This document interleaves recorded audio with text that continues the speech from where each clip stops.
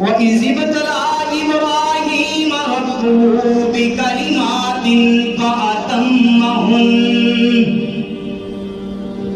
اللہ رب العزت نے اپنے پیغمبر حضرت ابراہیم علیہ السلام سے چند باتوں کا امتحان لیا، اور حضرت ابراہیم علیہ السلام نے ان امتحانات کا ڈٹ کر مقابلہ کیا اور ہر امتحان کو کامیاب اور کرام پایا۔ اللہ رب العزت نے حضرت ابراہیم علیہ السلام سے چند پرچے لیے، اور ہر پرچہ میں حضرت ابراہیم علیہ السلام فرسٹ پوزیشن پہ آئے۔ یہ پیغمبر تھا۔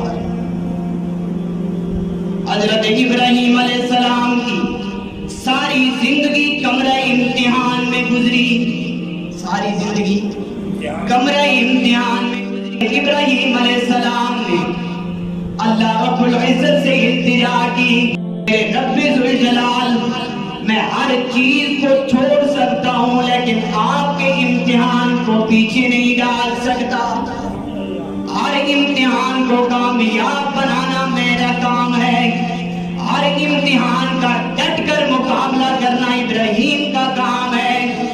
تو جب یہ بات حضرت ابراہیم علیہ السلام نے اپنے لبوں سے نکالی تو اللہ رب العزت نے آسمان سے اعلان کیا کہ اے میرے پیغمبر، امتحان کا ڈٹ کر